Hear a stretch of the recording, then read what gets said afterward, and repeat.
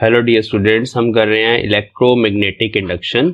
और electromagnetic induction का मतलब है कि if we have a closed wire and we change magnetic flux around it, जैसे कि हमने लास्ट लेक्चर में पढ़ा था कि जब हम इस मैग्नेट को इस कॉइल के पास लेके आते हैं तो इस कॉइल में इंड्यूस्ड करंट आ जाता है, आई इंड्यूस्ड। मतलब वो करंट वहां पे है नहीं, बट इस मैग्नेट के मूव करने के कारण there is some current in this wire and that current is called induced current. ठीक है, और इस करंट के साथ एसोसिएटेड एक ईएमएफ भी होती है, that is called induced EMF. Induced EMF. अब कौन से दो लॉज हमने पढ़े थे जो हमें इंड्यूस्ड ईएमएफ के बारे में बताते हैं? They are called Faraday laws. और उसमें सबसे पहले हमने ये पढ़ा था कि when the magnetic flux is changes with a coil there is induced EMF, number one. Number two, the magnitude of induced EMF is equal to minus d phi by dt, where this phi is magnetic flux and this is rate of change of magnetic flux. Means जितना तेजी से आप इस magnetic flux को यहाँ पे change करेंगे उतनी ज़्यादा induced EMF produce होगी. And negative sign here is due to Lenz law. और मैंने लास्ट लेक्चर में आपको बताया था कि जो लेंस लॉ है वो हमें इंड्यूस्ड ईएमएफ और इंड्यूस्ड करंट की डायरेक्शन के बारे में बताता है। तो आज हम लेंस लॉ की ही कुछ एग्जांपल्स पढ़ने वाले हैं। ठीक है, लेंस लॉ कैसे हमें डायरेक्शन बताता है उसको हम स्टडी करेंगे। तो it gives direction of induced EMF current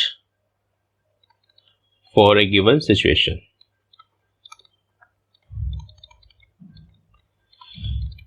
okay, यहां पर लेंस लॉ की जो स्टेटमेंट है वो ये बोलती है कि जो इंड्यूस्ड ईएमएफ है means एक्साई always opposes any change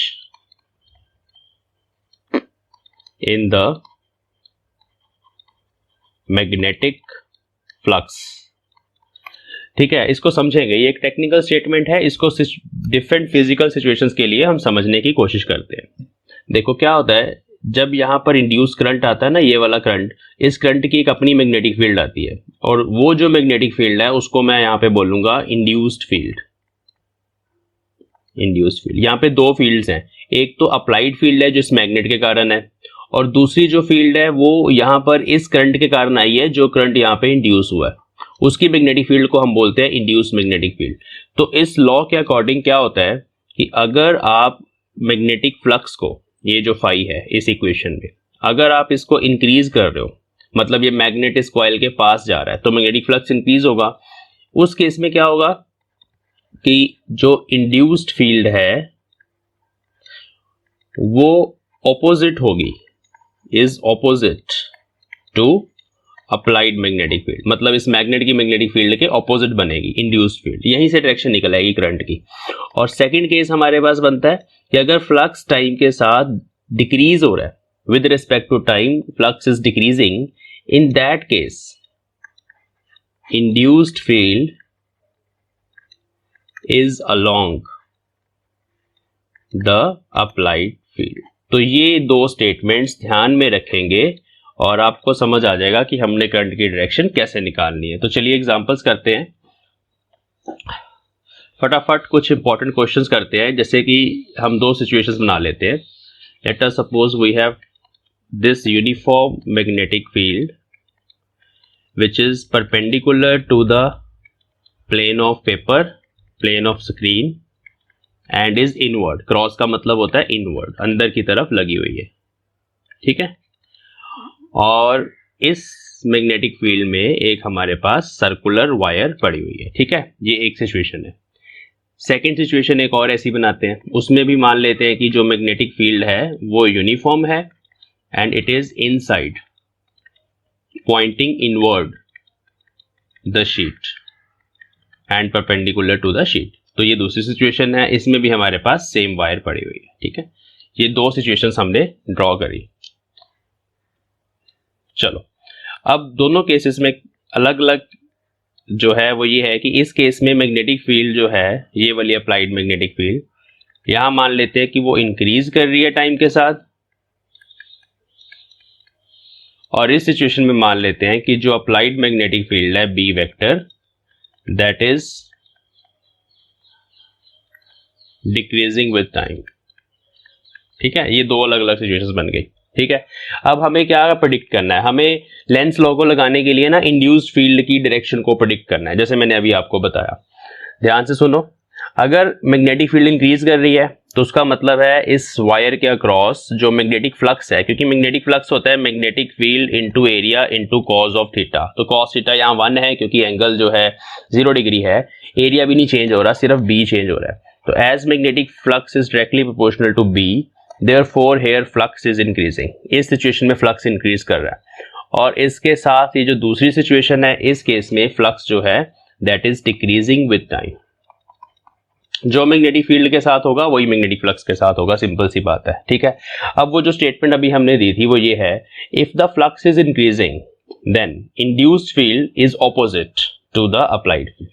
opposite का मतलब क्या हुआ, ये इनवर्ड है तो इंड्यूस्ड फील्ड उसके ऑपोजिट आउटवर्ड बनेगी, मैंने डॉट लगा दिया यहाँ पे। दिस इज इंड्यूस्ड फील्ड जो इस करंट के कारण है, जो इस लूप में जनरेट होने वाला है। ठीक है, और इस सिचुएशन में क्या है, इसमें मैग्नेटिक फील्ड इनवर्ड है but flux is decreasing with time, therefore induced field की डायरेक्शन वही होगी जो अप्लाइड फील्ड की है। यहां क्रॉस था अप्लाइड फील्ड में, ये भी क्रॉस है, दोनों इनवर्ड आएंगी। ठीक है, अब आपको एक बार इंड्यूस्ड फील्ड की डायरेक्शन पता चल गई तो उसके बाद करंट की डायरेक्शन निकालना इजी है, आपको पता है। उसके लिए हम यूज करते हैं right hand thumb rule. Current की डायरेक्शन निकालने के लिए मींस क्या करना है, अपने थंब को इस फील्ड के अलोंग रखना है, राइट हैंड के थंब को जैसे आउटवर्ड रखा, फिंगर्स को घुमा के देखो तो इस सिचुएशंस में जो फिंगर्स हैं वो एंटी क्लॉकवाइज घूम रही हैं, तो यहां पर induce current I dash anti clockwise आएगा। इस केस में क्रॉस है इनवर्ड, आपका थंब इनवर्ड चला जाएगा तो आपकी फिंगर्स क्लॉकवाइज घूमेंगी, इस केस में आई डैश क्लॉकवाइज आएगा। तो ये सिचुएशन जो है इस तरह से हम इंड्यूस करंट की डायरेक्शन निकालते हैं। एक और सिचुएशन देखो फटाफट, बहुत इजी है।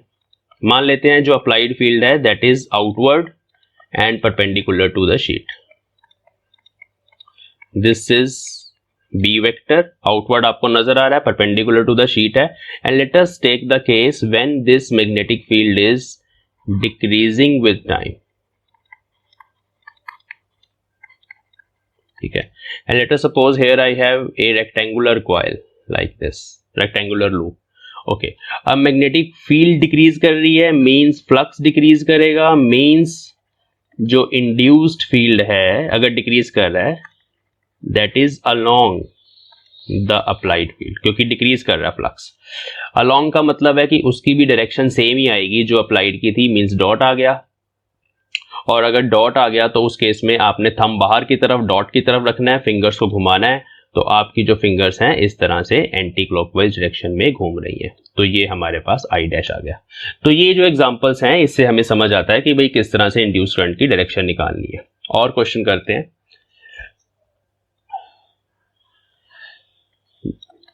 देखो, let us suppose we have this kind of magnetic field represented by crosses that is inward and perpendicular। ठीक है, और अभी हम क्या करने वाले हैं, एक रेक्टेंगुलर लूप को, this is a rectangular loop, इस लूप को धीरे धीरे मैग्नेटिक फील्ड के अंदर लेके जाने वाले हैं। It is moving with some constant velocity v। ठीक है, ये सिचुएशन हमें गिवन है। मैं एक और लूप बना लेता हूं समझाने के लिए। तो ये लूप धीरे धीरे मैग्नेटिक फील्ड के अंदर एंटर करने वाली है। हमें क्या क्या करना है, एक तो हमें डायरेक्शन निकालनी है, direction of induce current during this journey. A point से स्टार्ट होके बी पॉइंट तक ये लूप आने वाली है, यहां तक जाएगी, तो हमें करंट की डायरेक्शन फाइंड करनी है। दूसरा हमें क्या करना है, plot phi versus time graph. हमें इसका ये वाला ग्राफ प्लॉट करना है, हमें इसका एग्जाइटी ग्राफ भी प्लॉट करना है, और एक हमें इसकी पावर वर्सेस टाइम ग्राफ भी प्लॉट करना है।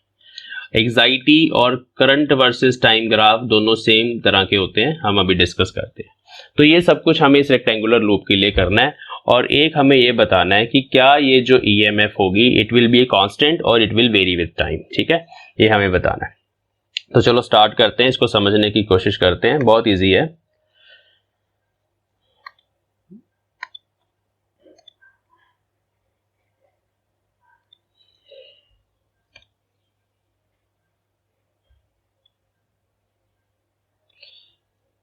हाँ जी, देखिए ये जो लूप है जब धीरे धीरे ऐसे मैग्नेटिक फील्ड में जाना स्टार्ट करेगी तो यहाँ से लेके यहाँ तक तो कोई मैग्नेटिक फ्लक्स चेंज नहीं हो रहा, लेकिन जब ये ऐसे एंटर करनी स्टार्ट करेगी लाइक दिस, तब ये मैग्नेटिक फील्ड में जब एंटर हो रही है ड्यूरिंग दैट टाइम, सिर्फ उतना टाइम जब ये एंटर कर रही है, मीन्स यहाँ से लेके यहाँ तक जब ये एंटर कर लिया है, कांस्टेंट स्पीड से जा रही है, तो फ्लक्स जो है वो इंक्रीज होगा। क्यों?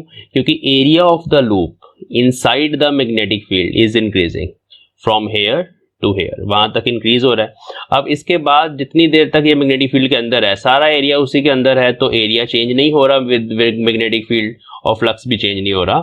लेकिन यहां से इस पर्टिकुलर सिचुएशन से जहां मैग्नेटिक फील्ड खत्म हो गई, उसके बाद ये धीरे धीरे मैग्नेटिक फील्ड से बाहर जा रही है, तब भी फ्लक्स चेंज हो रहा है, डिक्रीज हो रहा है अभी।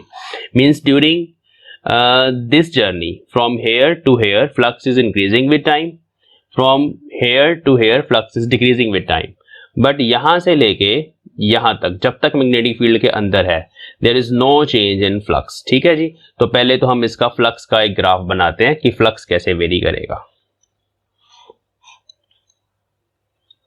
ये फाई है, ये टी है, तो क्योंकि ये कांस्टेंट स्पीड पे जा रही है तो जो एरिया भी अंदर जाएगा मैग्नेटिक फील्ड के, वो एक rate of change of area जो है that will be constant rate of change of area. तो ग्राफ ऐसे स्ट्रेट लाइन बनेगा जब तक ये एंटर करेगी, ठीक है, उतने टाइम तक ग्राफ स्ट्रेट लाइन बनेगा। मान लो ये पूरी यहाँ पर t1 टाइम पर एंटर कर गई, उसके बाद जब सारी लूप मैग्नेटिक फील्ड के अंदर है तो flux will be constant like this. फिर उसके बाद जब ये मैग्नेटिक फील्ड से बाहर जा रही है तो flux will be decreasing with time like this. तो इस केस में फ्लक्स वर्सेस टाइम ग्राफ ऐसा बनेगा। ओके, अब यहां से ईएमएफ का ग्राफ कैसे बनाए? ईएमएफ का ग्राफ बच्चे कैसे पता चलती ईएमएफ? ये हम प्लॉट करते हैं ईएमएफ का ग्राफ, ईएमएफ वर्सेस टाइम। देखो जी, EMF is minus of d∅dt by Faraday's law. ये जो चीज है, what is this? This is minus as it is आ गया, and this is slope of phi T graph. Phi T graph की slope है ये चीज, है ना। अब फाई टी ग्राफ की जो स्लोप है अगर वो पॉजिटिव हुई तो माइनस साइन के कारण ईएमएफ नेगेटिव हो जाएगी। जब स्लोप जीरो हुई ईएमएफ विल बी जीरो, और जब स्लोप नेगेटिव हुई ईएमएफ विल बी पॉजिटिव। तो यहाँ पॉजिटिव है स्लोप, यहाँ स्लोप जीरो है, यहां से लेके यहां तक ग्राफ ऐसे नीचे आ रहा है तो स्लोप नेगेटिव है। तो उसके corresponding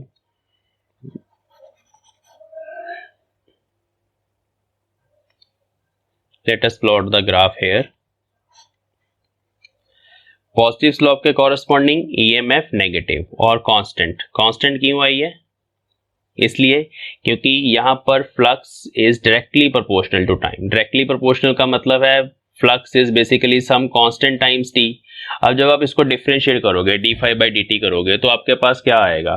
d∅dt will be a is some constant, है ना। तो उसी के बराबर ये ईएमएफ आएगी, ये माइनस एक्स आई कांस्टेंट यहां से यहां तक। उसके बाद स्लोप जीरो, ईएमएफ भी जीरो, इस पर्टिकुलर पॉइंट तक ईएमएफ जीरो। जब लूप यहां से लेके इस रीजन तक पहुंचेगी उतने कोर्स ऑफ टाइम में there is no change in flux, तो flux is constant, therefore EMF is zero. तब तक ईएमएफ प्रोड्यूस होती है जब तक फ्लक्स चेंज होता है। ये फैराडे का फर्स्ट लॉ है। अच्छा, उसके बाद देखो स्लोप नेगेटिव है। स्लोप नेगेटिव मतलब ईएमएफ विल बी पॉजिटिव, क्योंकि माइनस हो गया ना वहां पे एक, तो यहां तक पॉजिटिव। तो this is EMF versus time graph. अब करंट क्या होता है? देखो, current is EMF divide by resistance of loop. Resistance से जब आप इस ईएमएफ को डिवाइड करेंगे तो सेम शेप आ जाएगी, बस थोड़ा सा मैग्नीट्यूड डिक्रीज हो जाएगा, और क्या होगा करंट का, तो शेप विल बी सेम। तो करंट वर्सेस टाइम ग्राफ भी जो है वो सेम ही रहेगा, शेप सेम रहेगी। नेक्स्ट है power versus time graph. Power क्या होती है? पावर होती है ईएमएफ का स्क्वायर बाय रेजिस्टेंस। अब आप जब ईएमएफ का स्क्वायर करोगे तो ये नेगेटिव वाली ईएमएफ भी जो है वो पॉजिटिव हो जाएगी, मतलब उसका स्क्वायर हो जाएगा ना, तो पॉजिटिव क्वांटिटी आपके पास आएगी। तो उस केस में ग्राफ ऐसे बनेगा, पावर वर्सेस टाइम ग्राफ। इस तरह से इंक्रीज हो गई ईएमएफ, फिर उसके बाद इंक्रीज मतलब पॉजिटिव आ गई, नेगेटिव के कॉरस्पॉन्डिंग पावर पॉजिटिव आ गई, फिर जब तक जीरो है, जीरो का स्क्वायर तो जीरो ही रहेगा, ये t1 टाइम है, ये t2 टाइम है कॉरस्पॉन्डिंग टू दिस मच, और उसके बाद फिर पॉजिटिव ही है तो उसका भी स्क्वायर पॉजिटिव ही रहेगा। तो this is power versus time graph for this particular situation. समझ आ गई? तो ये सारे ग्राफ्स हमने प्लॉट कर दिए। अब यहां पर क्वेश्चन ऐसे भी पूछा जा सकता है कि आपको फाइटी ग्राफ दे दिया जाए और आपको पूछा जाए कि भाई इसका एक्साई वर्सेस टाइम ग्राफ बनाओ, पावर वर्सेस टाइम ग्राफ बनाओ। तो आपने वही जस्ट स्लोप देखनी है। जब स्लोप पॉजिटिव है तो ईएमएफ नेगेटिव है, स्लोप जीरो है तो ईएमएफ जीरो है, स्लोप नेगेटिव है तो ईएमएफ पॉजिटिव आ जाएगी। और इस चीज का ध्यान रखना, स्ट्रेट लाइन अगर बनेगी, ग्राफ अगर फाइटी ग्राफ स्ट्रेट लाइन होगा तो उसकी स्लोप कांस्टेंट होती है। Phi t graph straight line, slope is constant, ये कांस्टेंट स्लोप है, ठीक है। यहाँ पे कांस्टेंट वैल्यू आ गई ईएमएफ की, इसके कॉरस्पॉन्डिंग भी हमारे पास एक्साई है। चलो ओके, नेक्स्ट हमें डायरेक्शन फाइंड करनी है, डायरेक्शन ऑफ इंड्यूस्ड करंट। तो वो कैसे फाइंड करेंगे, अभी जैसे हमने डिस्कस किया, देखो जब ये लूप इस सिचुएशन में थी, means half of the loop is inside the magnetic field and half of the loop is outside, means it is entering the magnetic field. In that case flux is increasing. flux increase होने का मतलब है कि जो induced magnetic field होगी that will be opposite to the applied field. मतलब opposite का मतलब है डॉट, यहाँ डॉट लग जाएगा, ठीक है, बाहर की तरफ होगी। अब डॉट आपको पता चल गया कि मैग्नेटिक फील्ड बाहर है, तो राइट हैंड का थंब ऐसे आउटवर्ड पॉइंट करो और अपनी राइट हैंड की फिंगर्स को घुमा के देखो, तो आपको पता चलेगा कि फिंगर्स जो हैं वो इस तरह से एंटी क्लॉकवाइज घूम रही हैं। तो यहां पर इस सिचुएशन में when the loop is entering the magnetic field, in that case the current is in anti clockwise direction. Next situation है हमारे पास when it is leaving the magnetic field, like this, बाहर जा रही है।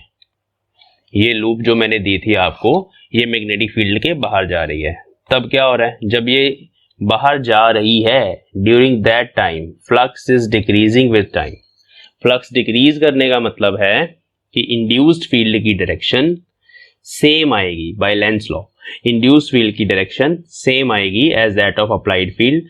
तो अभी क्रॉस आ गया, थंब को अंदर की तरफ रखो और फिंगर्स को घुमाओ, तो current will B clockwise. This is induced current I dash. तो इस तरह से डायरेक्शन निकालनी है जैसे हमने लास्ट एग्जांपल्स में भी किया था। बाकी जो ग्राफ्स प्लॉट किए हैं that depends upon the situation. एक और क्वेश्चन इसी से रिलेटेड करते हैं। हमारे पास लेट अस सपोज एक आउटवर्ड मैग्नेटिक फील्ड है,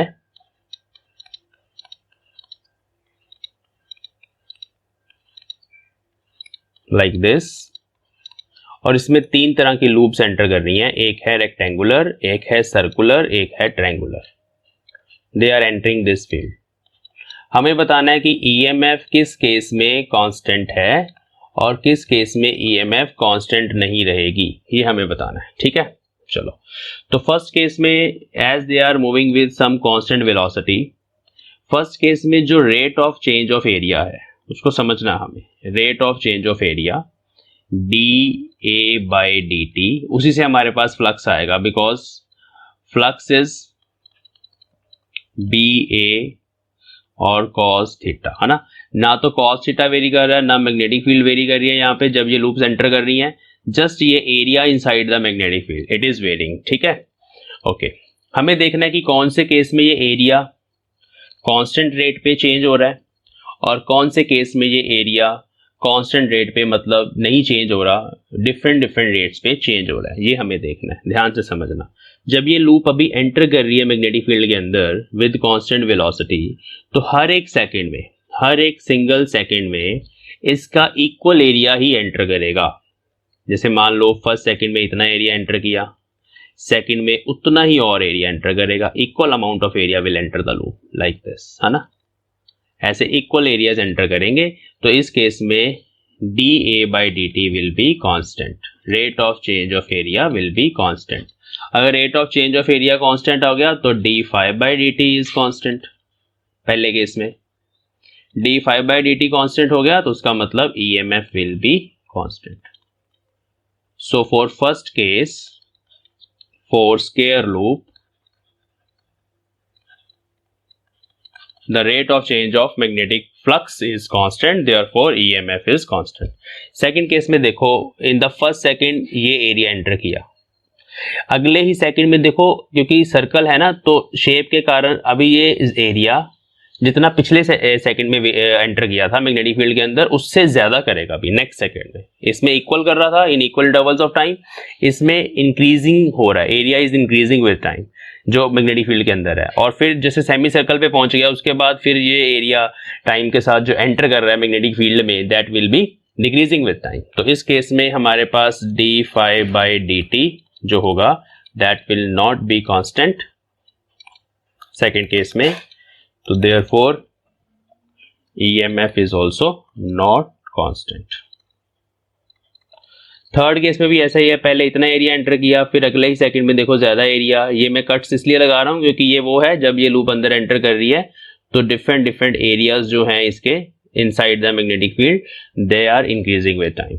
इसको ना एक और बार बना के आपको दिखाते हैं, यहाँ पे बना के दिखाते हैं, देखना ध्यान से देखना कैसे एरिया जो टाइम के साथ चेंज होना है अलग अलग है। देखो ध्यान से देखना, यहाँ एक लाइन लगा देते हैं ये रिप्रेजेंट करने के लिए कि यहां से मैग्नेटिक फील्ड का रीजन स्टार्ट हो रहा है।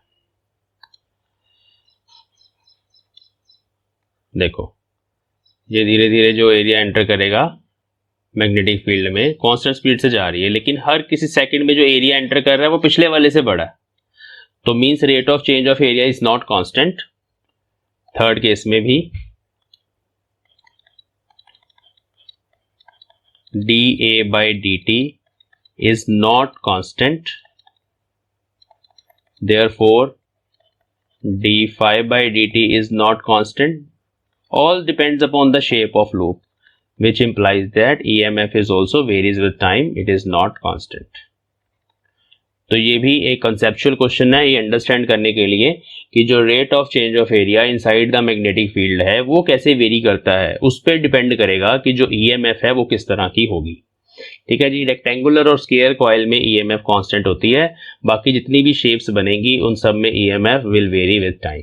देखो ये एग्जांपल्स हैं जिसमें हम लेंस लॉ की हेल्प से इंड्यूस करंट की डायरेक्शन को फाइंड करेंगे। ऐसे आपको एक स्ट्रेट कनेक्टर दिया गया, इसमें करंट ये दे दिया और यहाँ मैंने एक लूप बना दी। ठीक है, एक और सिचुएशन बना देते हैं इसके सामने सेम, इसमें भी इधर ही करंट सेम डायरेक्शन में है और लूप यहाँ नीचे बनी हुई है। ठीक है, एक और सिचुएशन बना देते हैं, इस केस में करंट इस डायरेक्शन में है, लूप नीचे बना दी मैंने, जितनी मर्जी कॉम्बिनेशन बना लो इसकी, इसमें भी करंट इस डायरेक्शन में है, लूप हमने नीचे बना दी लाइक दिस।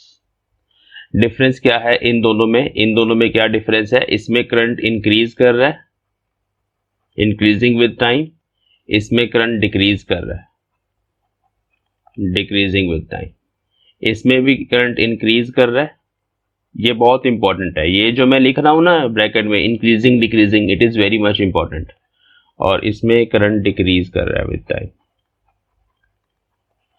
ओके, अब इस करंट की कुछ मैग्नेटिक फील्ड होगी, सबसे पहले आपने उस मैग्नेटिक फील्ड की डायरेक्शन बनानी है in the near the loop. ये जो लूप अगर ऊपर पड़ी होती तो ऊपर बनाता मैं डायरेक्शन, नीचे पड़ी हुई है तो मैं नीचे डायरेक्शन बनाऊंगा इस करंट की मैग्नेटिक फील्ड की। समझ आई, इस करंट की जो मैग्नेटिक फील्ड है बी वेक्टर, उसकी डायरेक्शन मुझे यहाँ बनानी है।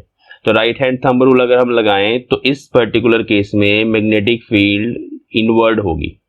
ये मैग्नेटिक फील्ड लाइंस मैंने बना दी, यूनिफॉर्म तो नहीं होगी लेकिन चलो रिप्रेजेंट करने के लिए हमने ऐसे पता कर लिया कि करंट की जो मैग्नेटिक फील्ड है दैट विल बी इनवर्ड। ये सबको समझ आना चाहिए कि इनवर्ड है।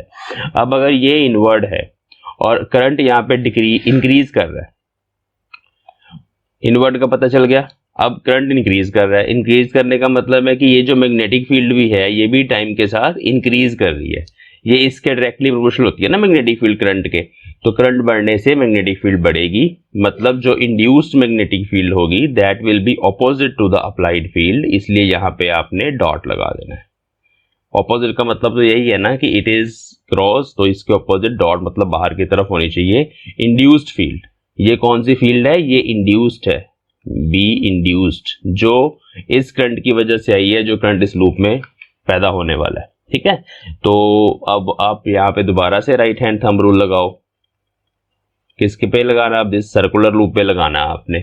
कैसे लगाना है, अपना थंब इंड्यूस्ड फील्ड की तरफ रखना है, बाहर की तरफ, और फिंगर्स को आपने घुमाना है तो वो फिंगर्स ऐसे एंटी क्लॉकवाइज घूमेंगी। तो इसमें हमारा आंसर आ गया एंटी क्लॉकवाइज। ठीक है, एंटी क्लॉकवाइज आना चाहिए आंसर।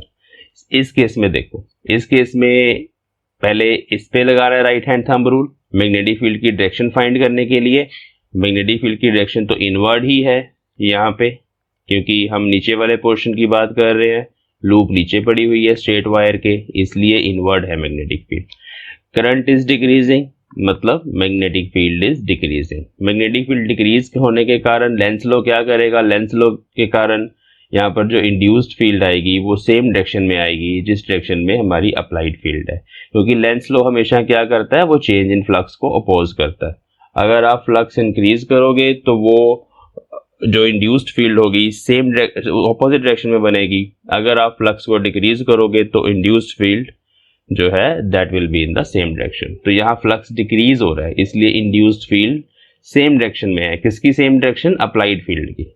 अब यहाँ पे फिर से राइट हैंड थंब रूल लगाओ, यहाँ पे लग रहा है देखो, क्रॉस की तरफ थंब रखो और फिंगर्स को घुमाओ तो फिंगर्स आपकी अभी क्लॉकवाइज डायरेक्शन में घूम रही है। ठीक है, देखो सबसे पहले आपने देखना है कि इस करंट की जो मैग्नेटिक फील्ड है वो ये नीचे वाले रीजन में कौन सी डायरेक्शन में है। राइट हैंड थंब रूल लगाओ, इस तरफ अपना थंब रखो, फिंगर्स घुमाओ तो डॉट बाहर की तरफ आउटवर्ड है, इसकी मैग्नेटिक फील्ड इस रीजन में आउटवर्ड है। फिर आपने देखना है कि मैग्नेटिक फील्ड डिक्रीज हो रही है कि इंक्रीज हो रही है टाइम के साथ। करंट डिक्रीज हो रहा है तो मैग्नेटिक फील्ड भी डिक्रीज हो रही है। मैग्नेटिक फील्ड अगर डिक्रीज होगी तो जो इंड्यूस्ड फील्ड होगी वो सेम डायरेक्शन में होगी अकॉर्डिंग टू लेंस लॉ। ठीक है, मतलब जो हमारी अप्लाइड फील्ड है वही हमारी इंड्यूस्ड फील्ड है। मैं यहां लिख दूं this is be induced, direction दोनों की सेम। अब अगर आपको यहाँ पर मैग्नेटिक फील्ड की डायरेक्शन पता चल गई है, अब आपने राइट हैंड थंब रूल लगाना है, फिंगर्स को घुमाना है, थंब को बाहर रखना है, फिंगर्स को घुमाना है, तो इस डायरेक्शन में इंड्यूस करंट होगा, यहाँ पर ऑपोजिट हो जाएगा। You can verify here current will be in clockwise direction. Next example देखो, हमारे पास यहाँ पर एक सर्कुलर लूप है, इस सर्कुलर लूप के कॉन्सेंट्रिक एक दूसरी सर्कुलर लूप है। ठीक है, अब इस वाली सर्कुलर लूप में करंट हमने भेजा लाइक दिस। ठीक है, ये डायरेक्शन है करंट की लाइक दिस, और ये है हमारा अप्लाइड करंट। यहाँ एक बैटरी लगी हुई है, उसके कारण ये करंट आया, and this current is increasing and we have to predict the direction of current in the inner loop. इस लूप में जो इंड्यूस करंट आएगा उसकी डायरेक्शन देखनी है। देखो जब ये करंट इंक्रीज होगा ना तो जो इंड्यूस करंट होगा वो इसके ऑपोजिट होगा। यहाँ सीधा फंडा लग जाता है। ठीक है, क्यों ऑपोजिट होगा, सिंपल सी बात है, लेंस लॉ ने अपोज करना है। तो जब ये करंट इंक्रीज कर रहा होगा, इंक्रीज पे ध्यान देना है, डायरेक्शन पे ध्यान नहीं देना। अगर ये करंट इंक्रीज कर रहा होगा तो यहाँ पर जो इंड्यूस करंट होगा वो अप्लाइड करंट के ऑपोजिट होगा। बाकी बीच वाले सारे स्टेप्स आप खा सकते हो, सोचने की जरूरत नहीं है। सीधी सी बात है कि यहाँ पर जो इंड्यूस करंट होगा वो इस डायरेक्शन में होगा, उसके ऑपोजिट। अगर ये ऐसे चल रहा था तो ये उसके ऑपोजिट, क्योंकि ये इंक्रीज हो रहा था। ऐसे ही अगर सेम सिचुएशन में यहाँ पर एक लूप बनाई गई है, एक ऊपर नीचे कहीं पर भी बना सकते हैं, क्योंकि इसकी जो मैग्नेटिक फील्ड है ना सारे रीजन में होती है। चाहे कॉन्सेंट्रिक बना दो, ऊपर बना दो, नीचे बना दो, कहीं पर भी बना दो, कोई फर्क नहीं पड़ता। ओके, अब इस केस में भी देखो ऐसे है हमारा करंट। ठीक है, but now this current is decreasing with time. Current decrease होने का मतलब है कि मैग्नेटिक फ्लक्स या मैग्नेटिक फील्ड जो भी इसकी होगी वो डिक्रीज करेगी, तो फिर डायरेक्शन करंट की इसमें सेम आ जाएगी सीधा ही। तो सेम डायरेक्शन मतलब कैसे आ जाएगी, ये सेम जैसे उसमें है, सेम उसी डायरेक्शन में, उसी सेंस में करंट यहाँ पर इंड्यूस करंट आएगा। क्योंकि यहाँ पे करंट डिक्रीज कर रहा था तो लेंस लॉ के अकॉर्डिंग सेम डायरेक्शन में आ गया। इस चीज को ऐसे कॉइल्स में भी मैंने आपको बताया था कि एक ये कॉइल पड़ी हुई है, इसमें गैल्वेनोमीटर लगा हुआ है। ठीक है, और दूसरी कॉइल हमारे पास इसके सामने है, यहाँ पे लाइक दिस। ठीक है, ऐसे, और यहाँ पर हमने अचानक से की को क्लोज किया। यहाँ बैटरी भी तो है, एक बैटरी लगी हुई है। तो व्हेन की इज क्लोज्ड तो क्या होगा, जब हम इस स्विच को क्लोज करेंगे व्हाट विल हैपन, ये क्वेश्चन है। तो सीधी सी बात है, जब आप इस की को क्लोज करोगे there will be some current in the circuit. इस सर्किट में करंट आ जाएगा अचानक से, है ना, और पहले नहीं था, पहले जीरो था, मतलब करंट इंक्रीज हुआ। अब करंट इंक्रीज होने का मतलब है कि यहाँ पर अगर sense of current is this, तो उस लेंस लॉ ने अपोज करना है इसको, तो यहाँ पर सेंस ऑफ करंट इससे अपोजिट बनेगी ये। तो दिस इज इंड्यूस करंट। इसमें आप बाकी जो स्टेप्स हैं वो सारे स्टेप्स आप नहीं भी रिकॉल करोगे तो बात बन जाएगी, क्योंकि दोनों करंट्स की बात हो रही है, यहाँ प्लेसमेंट का भी चक्कर नहीं पड़ता, तो उससे कंप्लीट हो जाएगा। ठीक है, यहाँ पे करके देखते हैं एक एग्जांपल। अगर मान लो ये हमारे पास लूप है, पूरी तरह से एक्सप्लेन करके देखते हैं, मुझे थोड़ा डाउट लग रहा है। यहाँ मान लेते हैं एक करंट आई डिक्रीजिंग, ठीक है, और लूप यहाँ बनाते हैं एक बार और एक बार ऊपर बनाते हैं। लेट अस सी दोनों में डायरेक्शन किधर है करंट की।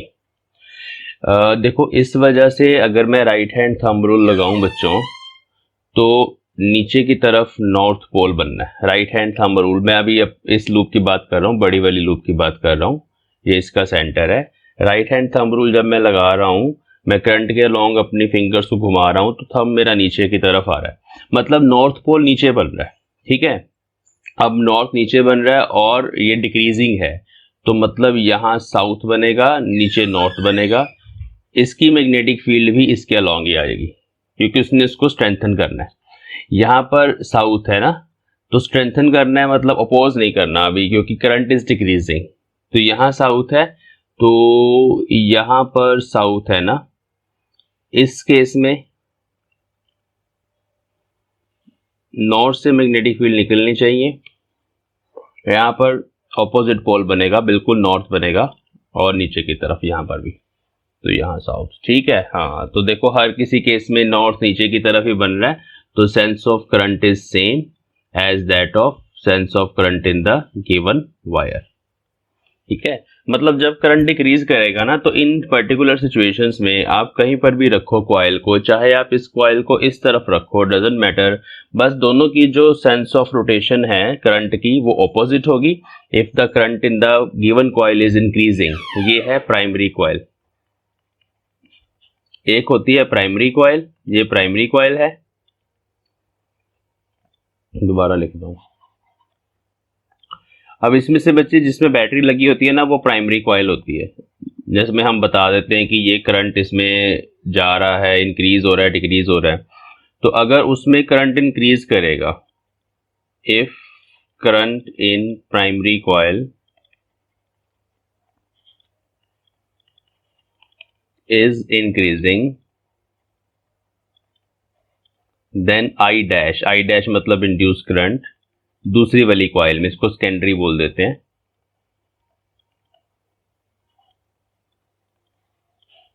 is opposite to I, मतलब दोनों की सेंस ऑफ रोटेशन ऑपोजिट होगा। ये एक नोट है। और दूसरा, इफ I इज, यहाँ इंक्रीजिंग था, यहाँ डिक्रीजिंग लिख लेते हैं। If I decreasing in primary coil, then I dash is in same direction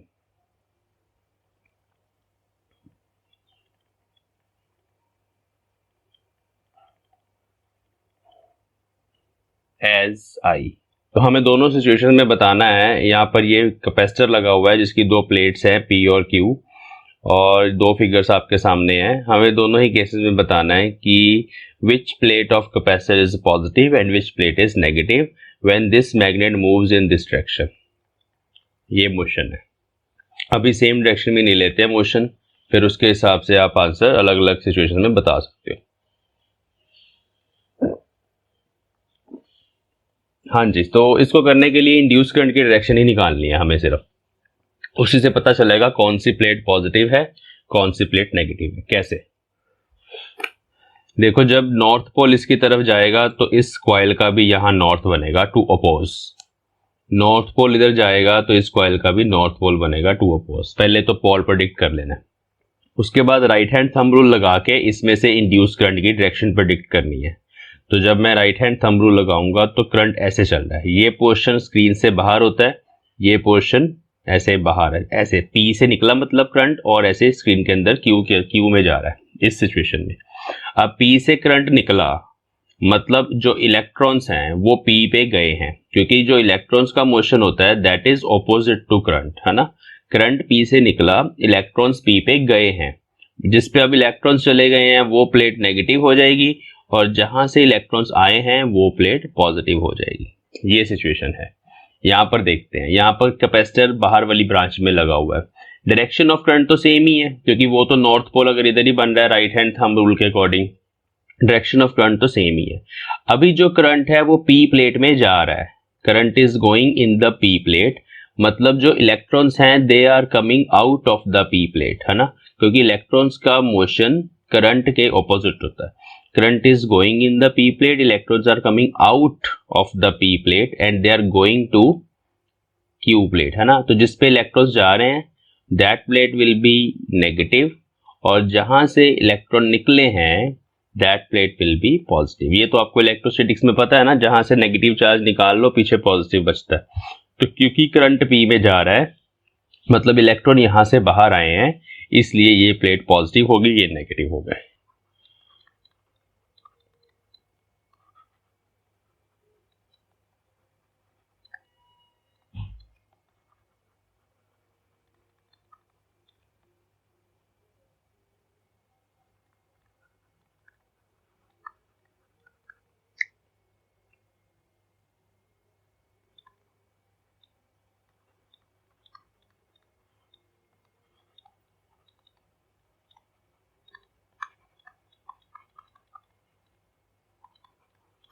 ठीक है, तो ये यहाँ पर है कि जिस प्लेट में से करंट बाहर आ रहा है उसमें इलेक्ट्रॉन जा रहे हैं तो दैट इज नेगेटिव, तो जिस प्लेट में करंट जा रहा है उसमें से इलेक्ट्रॉन निकल रहे हैं दैट इज पॉजिटिव। बाकी अलग अलग सिचुएशन में आप बना सकते हो, नॉर्थ पोल इधर मूव करवा के एक एग्जांपल बना लेते हैं।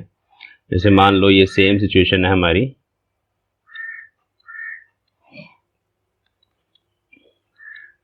ठीक है।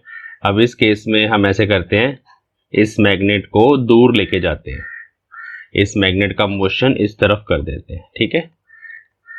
अब जब मैग्नेट का मोशन इस तरफ है तो उस सिचुएशन में यहाँ पर साउथ पोल बनेगा उसको अपनी तरफ खींचने के लिए, क्योंकि फ्लक्स डिक्रीज हो रहा है तो वो अपनी तरफ खींचेगा उसको, तो यहाँ साउथ बनेगा, तो मीन्स फिर यहाँ नॉर्थ बनेगा। यहाँ पर फिर जो इंड्यूस्ड फील्ड आएगी उसका ये एरो लग गया। राइट हैंड थंब रूल हमने लगाया, राइट हैंड थंब रूल के अकॉर्डिंग करंट इस लूप में ऐसे जाएगा। अब पी प्लेट में करंट जा रहा है मतलब इलेक्ट्रॉन्स वहां से बाहर आ रहे हैं, ठीक है। तो इलेक्ट्रॉन्स वहां से निकल गए तो कहाँ चले गए, क्यू पे चले गए, तो क्यू इज नेगेटिव जिस पे इलेक्ट्रॉन चले गए एंड पी इज पॉजिटिव, ठीक है। तो इस तरह अलग अलग सिचुएशन में अलग अलग आंसर आएंगे। आप कभी इस तरह के क्वेश्चन याद नहीं कर सकते, आपको अगर कॉन्सेप्ट लगाना आता है फिर ही आप इंड्यूस करंट की डायरेक्शन को प्रेडिक्ट कर सकते हो। ये लूप है हमारे पास, यहाँ पर एक पॉजिटिव चार्ज क्यू है वो ऐसे निकल गया, यहाँ से ऐसे भाग गया, तो इस केस में क्या होगा, हाफ ऑफ द टाइम के लिए जब ये इसको अप्रोच कर रहा था करंट इज इंक्रीजिंग और इस पॉइंट के बाद करंट इज डिक्रीजिंग। जब करंट इंक्रीज कर रहा है मतलब ये करंट है हमारा, एक्चुअली जिधर पॉजिटिव चार्ज आ रहा है उधर ही करंट है। अब जब करंट इंक्रीज कर रहा है मैग्नेटिक फ्लक्स इंक्रीज हो रहा है यहाँ पे, और जब डिक्रीज कर रहा है मैग्नेटिक फ्लक्स डिक्रीज हो रहा है। चलो इस करंट की जो मैग्नेटिक फील्ड है उसकी डायरेक्शन अगर यहाँ पे बनाए तो आउटवर्ड बनेगी, यू कैन सी वो तो आउटवर्ड ही रहेगा ना, राइट हैंड थंब रूल। कैसे पता चलेगा, आपने इस करंट के अलोंग थंब रखना है तो अप्लाइड फील्ड की डायरेक्शन आउटवर्ड है। अब जब ये इंक्रीज कर रहा था करंट तब हमारे पास क्रॉस लगेगा, क्रॉस का मतलब हाफ ऑफ द टाइम के लिए क्रॉस लग गया, उस केस में हमारे पास इधर जाएगी जो करंट है इंड्यूस करंट ऐसे बनेगा। फिर जब इसको अप्रोच करके चार्ज पार्टिकल आगे निकल गया तो करंट रिवर्स डायरेक्शन में हो जाएगा। तो हाफ ऑफ द टाइम के लिए क्लॉकवाइज रहेगा करंट और इसके बाद इस पॉइंट के बाद जब चार्ज आगे चला जाएगा तब करंट की डायरेक्शन भी रिवर्स हो जाएगी। ये वो सिचुएशन है। Magnetic field is 0.1 Tesla and I have a rectangular loop like this. उसकी ये साइड है, मैं ऐसे यूनिट्स रखने के लिए बड़ी बड़ी साइड्स ले रहा हूँ, वैसे छोटी साइड्स मान लो आप। ये है let us suppose 1 meter and this is 4 meters, ये दो साइड्स हैं and this is moving with velocity, constant velocity 1 meter per second. ये रीजन ऑफ जो मैग्नेटिक फील्ड है ये यहाँ से स्टार्ट हो रहा है और यहाँ पर एंड हो रहा है and it is total of 8 meter, ठीक है 8 मीटर है। 12 मीटर ले लेते हैं, और बड़ा ले लेते हैं। 12 मीटर का रीजन है, रीजन ऑफ मैग्नेटिक फील्ड, और इसमें ये लूप एंटर करेगी, इस पॉइंट से अंदर एंटर करना स्टार्ट होगी और फिर यहां से बाहर निकलना स्टार्ट होगी। And we have to plot phi T graph, ठीक है, फाई टी ग्राफ बनाना है, time versus phi which is magnetic flux. तो हम शुरू कर लेते हैं। यहाँ मैं पॉइंट्स लगा देता हूं।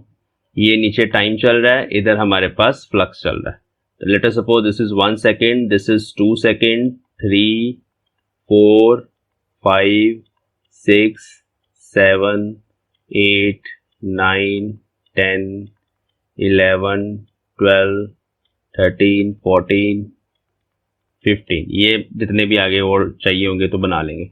तो ये टाइम है हमारा, सेकेंड्स में नीचे टाइम चल रहा है। इधर हमने फ्लक्स कैलकुलेट करके ना पॉइंट्स लगाने हैं, ठीक है। चलो, तो सबसे पहले जब ये लूप इस सिचुएशन में होगी, यहाँ पर है अभी तक, तो अभी एंटर नहीं करी मैग्नेटिक फील्ड के रीजन में, मैं यहाँ से टाइम को स्टार्ट कर रहा हूँ। यहाँ पे t0 माना मैंने इस सिचुएशन में। तो ये जो t0 वाला पॉइंट है वहां पे फ्लक्स 0 है, अभी लूप बाहर है मैग्नेटिक फील्ड से। अब अगले ही सेकंड कितना एरिया इसका अंदर चला जाएगा, 1 मीटर पर सेकंड है ना, तो नेक्स्ट सेकंड इसकी जो अंदर चली जाएगी साइड इतनी, ये that will be of 1 meter. ध्यान से, 1 मीटर पर सेकंड है, t0 है, 1 सेकंड पे मैं लूप की सिचुएशन बना रहा हूं, तो उसको मैं यहां बनाता हूं। ये 1 मीटर अंदर चली गई है और बाहर कितनी रह गई है, 3 मीटर, क्योंकि 1 मीटर पर सेकंड है, यहाँ 0 था, 1 सेकंड में 1 मीटर आगे चली गई, तो ये साइड 1 मीटर है अंदर और ये भी 1 होगी अभी अंदर, ये तो है ही 1, ये तो चेंज नहीं हो रही। तो इन दोनों को मैंने मल्टीप्लाई करना है, इन दोनों को मल्टीप्लाई किया, एरिया आ गया यहाँ पर जो मैग्नेटिक फील्ड के अंदर है वो एरिया आ गया 1 मीटर स्क्वायर। तो मैग्नेटिक फ्लक्स आ गया यहाँ पर at t is equal to 1 second. पहले तो t इज इक्वल टू 0 पे फ्लक्स 0 है, 1 सेकेंड पे फ्लक्स आ गया b phi is equal to B times area, है ना। बाकी डायरेक्शन तो या एंटी पैरेलल आएगा एरिया, या पैरेलल आएगा तो वो cos 0 या 180 होगा, वो प्लस माइनस नहीं मैं लिख रहा, हम एक्चुअली सेम डायरेक्शन में लेके चलते हैं।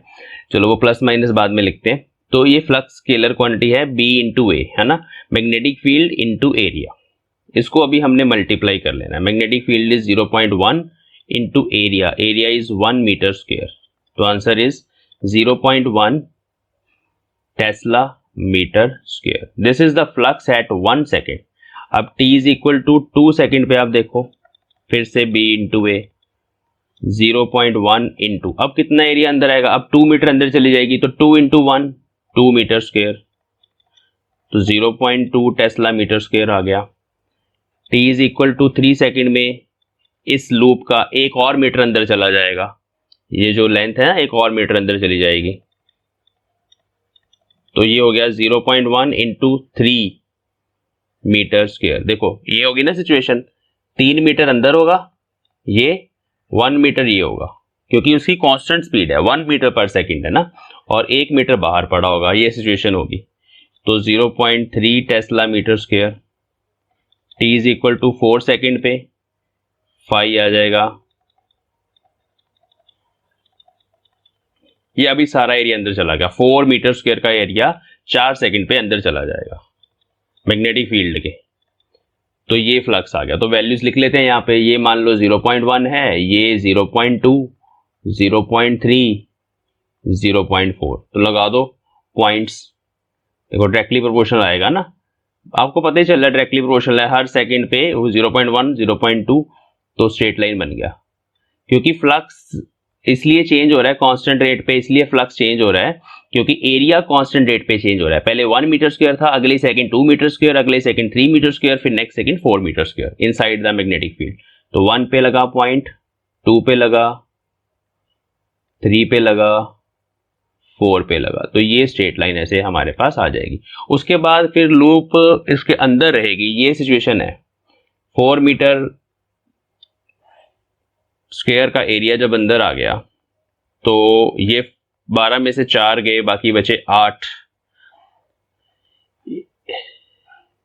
इस सिचुएशन तक हमारे पास जब लूप ने पहुंचना है, अब यहां से लेके यहां तक एज को पहुंचने में 8 सेकंड लगेंगे, मतलब उसके बाद के जो 8 सेकंड हैं वो as it is flux constant रहेगा, ये 0.4 है ना, तो 0.4 ही रहेगा नेक्स्ट 8 सेकंड तक, 8 से लेके 12 तक, ये ठीक है। फिर अचानक से लूप बाहर जाना शुरू करेगी, इसके बाद धीरे धीरे एरिया डिक्रीज होगा एट ए कांस्टेंट रेट, तो 16 तक बनेगी बात, तो 16 सेकंड तक वापस फ्लक्स डिक्रीज होगा। तो यही शेप मैंने कल बनाई थी, ग्राफ किया, मैंने वैल्यू से बता दिया आपको, area is changing at a constant rate, therefore flux is changing at a constant rate, यहाँ पे फ्लक्स कांस्टेंट, उसके बाद फिर flux is decreasing at a constant rate. तो ये हमारे पास phi t ग्राफ आ गया। आगे बात समझ? हाँ, अब अगर फाई पता लग गया, आप ईएमएफ निकाल लो, यहां से स्लोप निकाल लो, यहाँ स्लोप कितनी आ रही है, ईएमएफ निकालने के लिए स्लोप इज 0.4, ये वाई एक्सिस 0.4, नीचे 4, इतने वोल्ट है, 0.1 वोल्ट है, यहां से लेके यहां तक 0.1 वोल्ट, मतलब जब ये एंटर कर रही थी तब 0.1 वोल्ट बन रहा था, और डायरेक्शन भी साथ में बतानी होती है, तो माइनस आता है, ईएमएफ इज, ये स्लोप है ना, तो EMF is negative of slope, तो वो ग्राफ ऐसा बनेगा, माइनस 0.1 वोल्ट, 4 यहाँ 4 सेकंड तक, 4 सेकंड तक, उसके बाद 0, फिर पॉजिटिव, ये ग्राफ बनेगा।